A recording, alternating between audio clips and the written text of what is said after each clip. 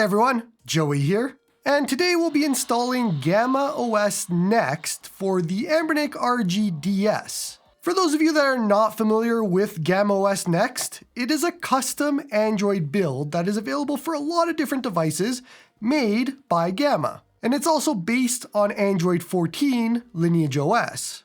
So you should be aware that this does fully wipe your Android build that is on the RGDS and replaces it with this new Android build. Now, what all do you get for doing that? And it's quite a bit. The 40Hz refresh bug has been fixed, so both screens properly display at 60Hz.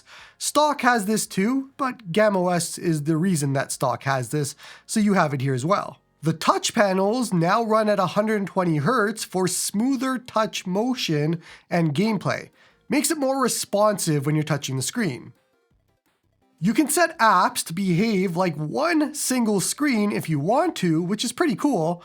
Some apps do it nicely, like the Aurora store here, so you can play around with just having an app use both screens if it supports it.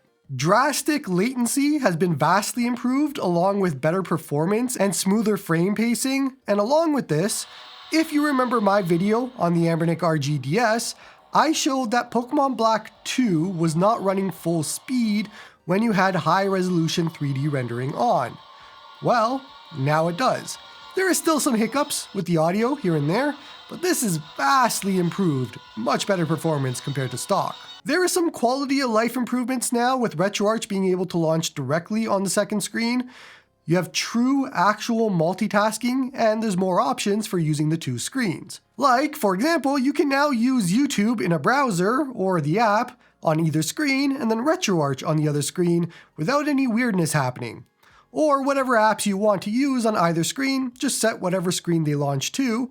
You have lots of options. Gamma has also fixed the sleep and resume issues for better sleep and reliability. He also fixed some Widevine and Netflix DRM issues, which if you had them, they should be fixed. There is now per screen volume adjustments, so yeah, you can adjust the volume per screen now.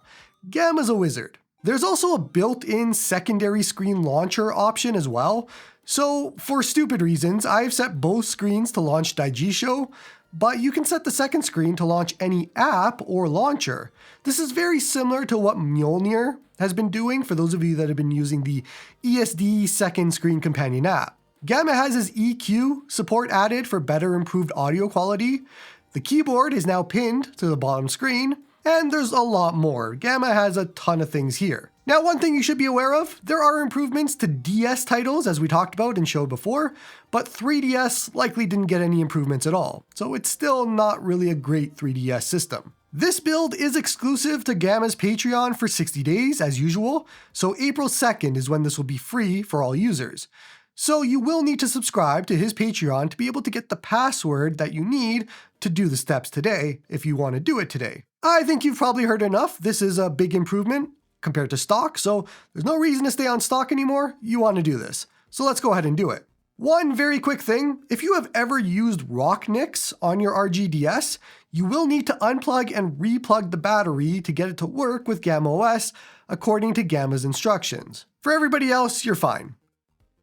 First things first. Now, if you've been making progress in games and you want to keep your data, follow my backup guide to back up all of your emulators, your data, and so on.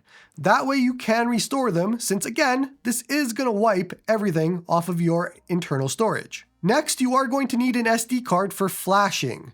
This will have to be a blank SD card, so if you're using one right now, you don't want to use that for this.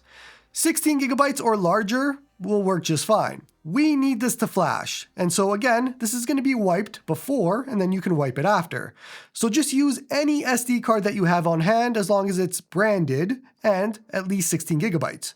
So don't use a no-name branded SD card. Now, if you want to get a larger SD card and then use it for game storage after, you can do that. Completely up to you. You just need an SD card for us to move forward. You are also going to need an SD card reader for today's guide. I'll leave a link in the description to one that I recommend. I would suggest using a branded one. Do not use a laptop SD card reader because those mostly don't work. So if you're finding it's not working and you're using a laptop SD card reader, that's why. Use a USB one and a branded one. Let's head to the GammaOS GitHub, and everything today will be linked in the description, and there is 3 7-zipped files. These three are all one file that is split into three. So make sure you download all three. They have SD card install in the name.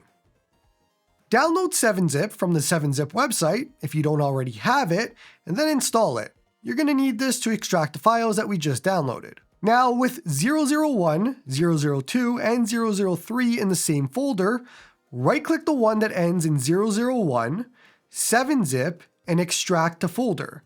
You're going to be prompted for a password, which you can find in Gamma's post on Patreon for the RGDS. It is going to extract 2 image files into a folder. Now you have a decision to make. There is 2 versions of GammaOS Next.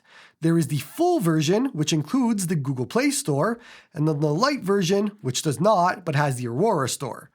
Gamma himself, and me as well, both recommend the light version because the Google Play version will hurt performance quite a bit, and overall is just not really recommended. It's also why Anbernic themselves didn't ship it with the Play Store. There's just not enough power on the RGDS. So we're going to be using the light version unless you really want to use the full version. Go ahead and download Rufus from the Rufus website if you don't already have it. We need this to flash the image to an SD card. Open Rufus and make sure your device is shown and selected at the top.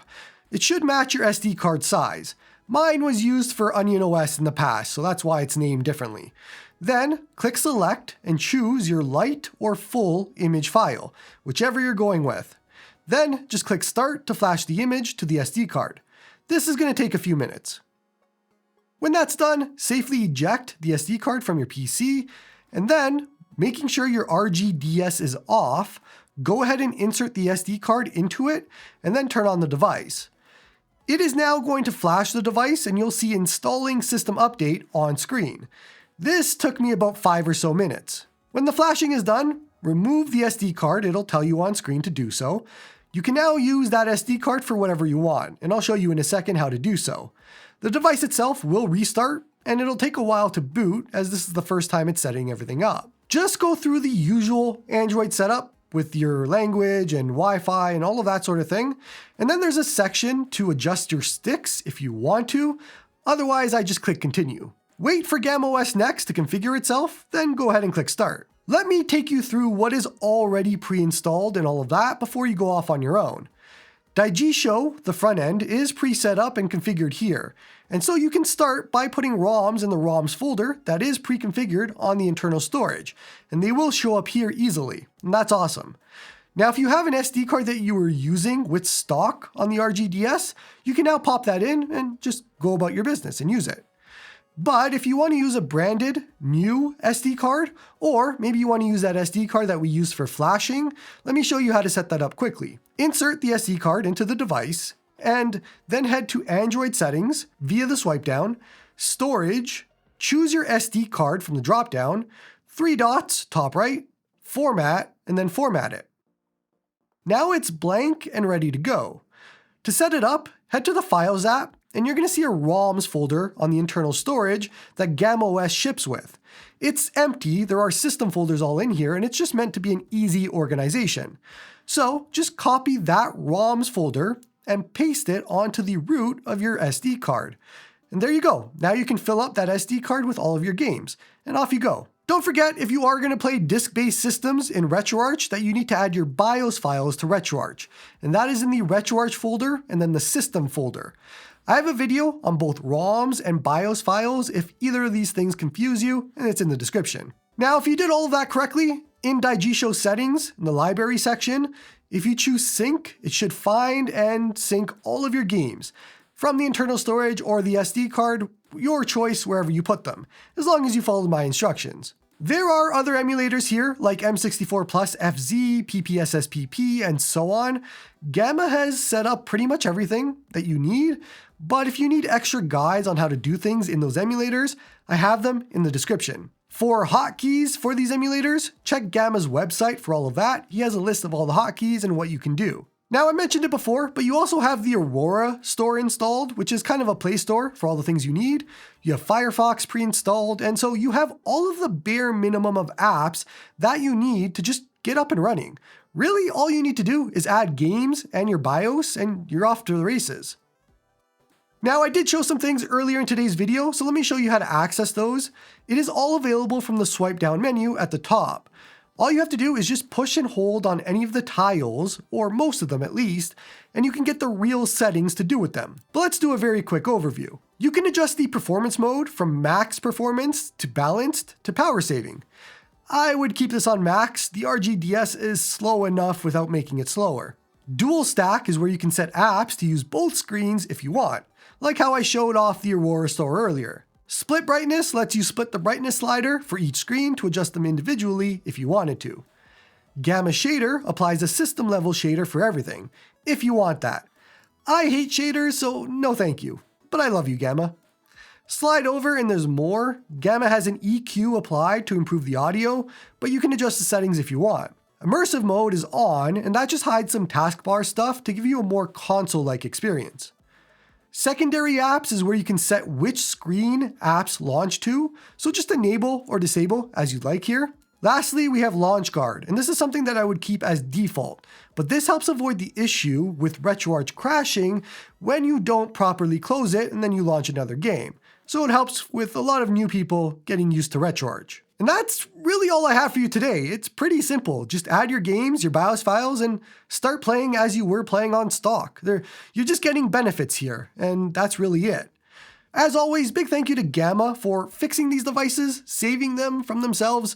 He does a lot for the community, and especially for Android devices, so thank you to Gamma for this. Don't forget to like and sub to help the channel grow. Come join me on the Discord to talk all about handhelds like this one. Support me through YouTube membership if you like my stuff. And hope you all have a good one.